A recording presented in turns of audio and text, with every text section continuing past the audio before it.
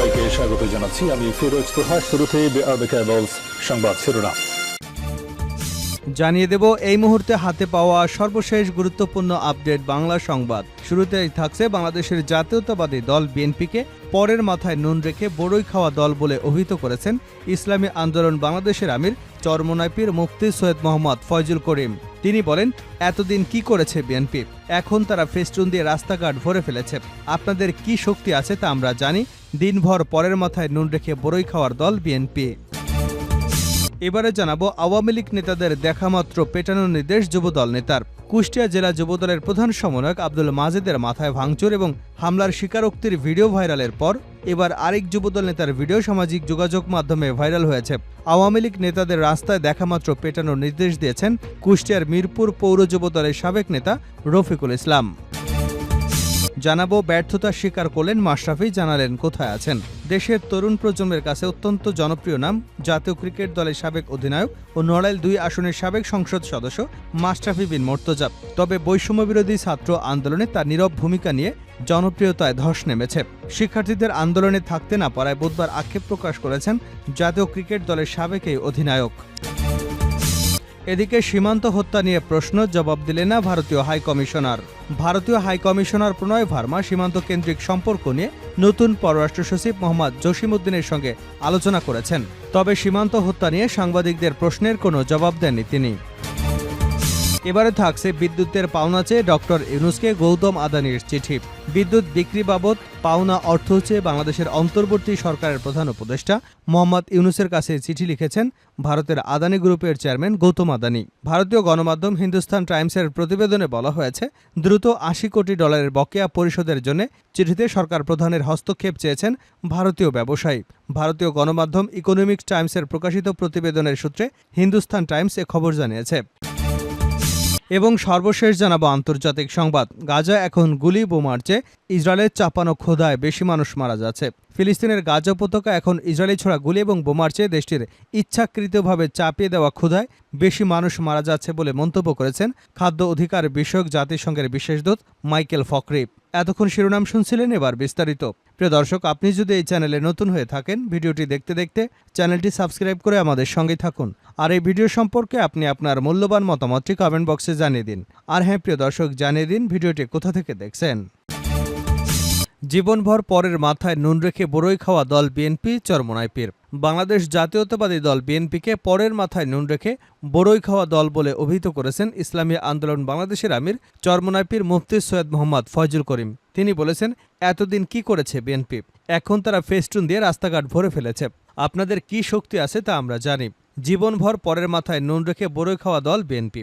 রোববার বিকেলে শরীয়তপুর পৌরসভা বালুর মাঠে ইসলামী আন্দোলন বাংলাদেশের সমাবেশে প্রধান অতিথির বক্তব্যে এসব কথা বলেন ইসলামী আন্দোলন বাংলাদেশের আমির। এ সময় বিএনপিকে উদ্দেশ্য করে তিনি বলেন, ৫ই অগাস্টের পর চিহ্নিত একটি দল লুটপাট, খুন, চাঁদাবাজি শুরু করে দিয়েছে। আগামীতে বাংলাদেশের মানুষ চাঁদাবাজদের ক্ষমতায় দেখতে চায় না। বিএনপিকে সুবিধাবাদী দল আখ্যা দিয়ে মুফতি সৈয়দ মোহাম্মদ ফয়জুল করিম আরও বলেন, আন্দোলন করব আমরা, আর ক্ষমতায় যাবেন আপনারা, এটা হতে দেওয়া যাবে না। আগামীতে কোনো সন্ত্রাস, চাঁদাবাজ, খুনিদের বাংলাদেশের মাটিতে স্থান দেওয়া হবে না।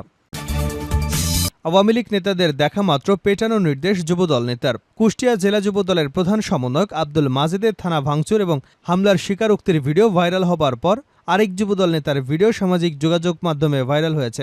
আওয়ামী লীগ নেতাদের রাস্তায় দেখা মাত্র পেটানোর নির্দেশনা দিয়েছে কুষ্টিয়া মিরপুর পৌর যুবদলের সাবেক নেতা রফিকুল ইসলাম।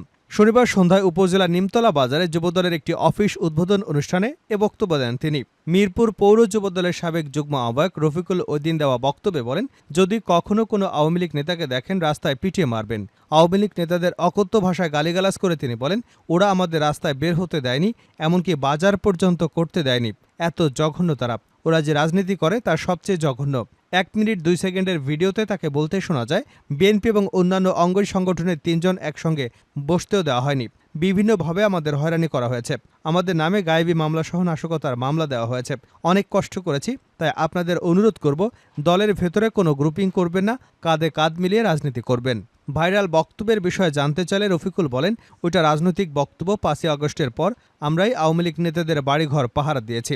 তার দাবি, কোনো অন্যায় না করেও শুধু মিরপুরে বিএনপি নেতা রাব্বানীর ভাগ্নে হওয়ার কারণে ১৬ বছর ধরে তার উপর অমানবিক নির্যাতন চালিয়েছে আওয়ামী লীগ। সেই কষ্টের আবেগে কথাটা বলেছেন তিনি। এজন্য দুঃখ প্রকাশ করেন ওই নেতা। ব্যর্থতা স্বীকার করলেন মাশরাফি, জানালেন কোথায় আছেন। দেশের তরুণ প্রজন্মের কাছে অত্যন্ত জনপ্রিয় নাম জাতীয় ক্রিকেট দলের সাবেক অধিনায়ক ও নড়াইল ২ আসনের সাবেক সংসদ সদস্য মাশরাফি বিন মুর্তজা। তবে বৈষম্যবিরোধী ছাত্র আন্দোলনে তার নীরব ভূমিকা এবং জনপ্রিয়তায় ধস নেমেছে। শিক্ষার্থীদের আন্দোলনে থাকতে না পারায় বুধবার আক্ষেপ প্রকাশ করেছেন জাতীয় ক্রিকেট দলের সাবেক অধিনায়ক। একটি গণমাধ্যমকে দেওয়া সাক্ষাৎকারে তিনি বলেন, যদি সরাসরি বলি তাহলে অবশ্যই আমি পুরোপুরি ব্যর্থ হয়েছি অনেক মানুষের প্রত্যাশা পূরণ করতে। কোটা সংস্কারের আন্দোলন অবশ্যই যৌক্তিক ছিল, আমার নিজের কাছেও যৌক্তিক মনে হচ্ছিল এটা হয়ে যাবে। তবে সবাই যখন চাচ্ছিল যে আমি কিছু একটা বলি বা স্ট্যাটাস দিই, ততক্ষণে আসলে সবকিছু এত দ্রুত হচ্ছিল, ভাবছিলাম যে আমি যদি কিছু লিখি বা মন্তব্য করি সেটার সম্ভাব্য পরিণতি কি হতে পারে, অনেক কিছুই ভাবছিলাম আর কি। সবকিছু মিলিয়ে লেখা হয়নি। তিনি আরও বলেন, আমি কিছু করার চেষ্টা করিনি তা নয়, আমি শুধু কিছু লেখার ভাবনায় থাকতে চাইনি, চেয়েছিলাম ছাত্রদের সঙ্গে কথা বলতে, আলোচনার মাধ্যমে কিছু করা যায় কিনা। সেই শুরুর দিকেই চেষ্টা করেছি, কারণ তাদের দাবি আমার কাছে যৌক্তিক মনে হয়েছে, কিন্তু সেটা করতে পারিনি। সব মিলে অবশ্যই ব্যর্থ হয়েছে। নিজের শারীরিক অবস্থা এবং অবস্থান সম্পর্কে জানতে চাইলে উত্তরে মাশরাফি বলেন, শারীরিকভাবে ভালো আছি, মানসিকভাবে অবশ্যই ভালো অবস্থায় নেই, ঢাকাতে আছি পরিবারের সঙ্গে।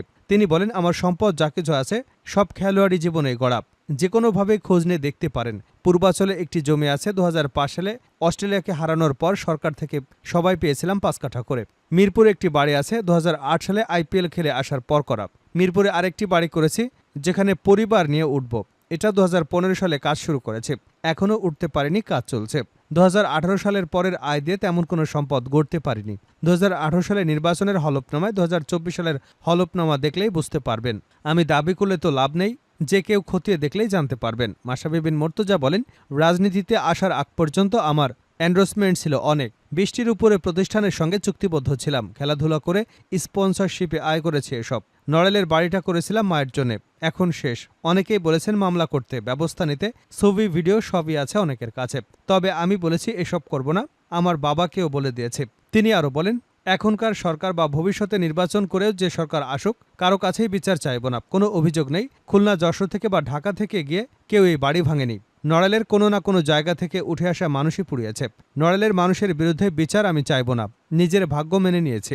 হয়তো কোনো ভুল করেছি, সেটার ফল পেয়েছি, কষ্ট আছে অবশ্যই, তবে রাগ ক্ষোভ নেই কারো প্রতি। আমার প্রতি এখনও অনেকের ক্ষোভ থাকলে আমি ক্ষমা প্রার্থী। মাশরাফি বিন মুর্তজা বলেন, আমি জানতাম ক্রিকেটার হিসেবে হয়তো সবার কাছে আমার গ্রহণযোগ্যতা আছে, রাজনীতিতে নামলে সেটা থাকবে না, কিন্তু ওই চ্যালেঞ্জ আমি নিতে চেয়েছি, মানুষের জন্য বড় পরিসরে কিছু করতে চেয়েছি। এই জায়গায় নিজের কাছে পরিষ্কার ছিলাম। এখন যে সরকার এসেছে, আমরা যদি আমার জায়গা থেকে আপনার জায়গা থেকে সমালোচনা করে নিচে নামাই, তাহলে এভাবেই যুগ যুগ ধরে চলতে থাকবে। তো আমি যে জায়গায় ছিলাম হয়তো রাজনীতিতে না এলেও পারতাম, ভালো ছিলাম, কিন্তু চ্যালেঞ্জটা নিয়েছি। সীমান্ত হত্যা নিয়ে প্রশ্ন, জবাব দিলেন না ভারতীয় হাইকমিশনার। ভারতীয় হাইকমিশনার প্রণয় ভার্মা সীমান্ত কেন্দ্রিক সম্পর্ক নিয়ে নতুন পররাষ্ট্র সচিব মোহাম্মদ জসিমউদ্দিনের সঙ্গে আলোচনা করেছেন। তবে সীমান্ত হত্যা নিয়ে সাংবাদিকদের প্রশ্নের কোনো জবাব দেননি তিনি। মঙ্গলবার পররাষ্ট্র সচিবের সঙ্গে সৌজন্য সাক্ষাৎ শেষে সীমান্ত হত্যা নিয়ে সাংবাদিকদের প্রশ্ন এড়িয়ে যান প্রণয় ভার্মা। ভারতীয় হাইকমিশনার বলেন, নতুন পররাষ্ট্র সচিবের সঙ্গে সৌজন্য সাক্ষাৎ হয়েছে। সম্পর্কের ক্ষেত্রে পররাষ্ট্র মন্ত্রণালয় গুরুত্বপূর্ণ অংশীদার, একে অপরকে জানার জন্য ভালো সাক্ষাৎ ছিল এটি।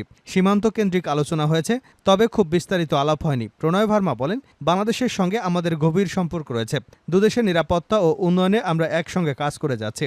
আমরা সেই সম্পর্ক চলমান রাখতে চাই, আমরা সামনে আরও কাজ করতে চাই।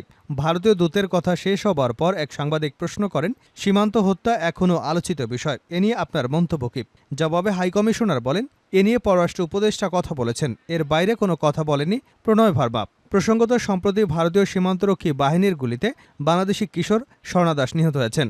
স্বর্ণা নিহত হবার ৩ দিনের মাথায় ঠাকুরগাঁওয়ের বালিয়াডাঙ্গি সীমান্তে বিএসএফের গুলিতে আরেক বাংলাদেশি কিশোর নিহত হয়েছেন। শেষ করছে আন্তর্জাতিক সংবাদ দিয়ে। গাজা এখন গুলি বোমার চেয়ে ইসরায়েলের চাপানো ক্ষুধায় বেশি মানুষ মারা যাচ্ছে। ফিলিস্তিনের গাজা উপত্যকায় এখন ইসরায়েলে ছোড়া গুলি এবং বোমার চেয়েও দেশটির ইচ্ছাকৃতভাবে চাপিয়ে দেওয়া ক্ষুধায় বেশি মানুষ মারা যাচ্ছে বলে মন্তব্য করেছেন খাদ্য অধিকার বিষয়ক জাতিসংঘের বিশেষ দূত মাইকেল ফকরি। জাতিসংঘের এই বিশেষ দূত আরও বলেন, গাজায় দুর্ভিক্ষজনিত ক্ষতি রেশ টানতে হবে ফিলিস্তিনের ভবিষ্যৎ কয়েক প্রজন্মকে।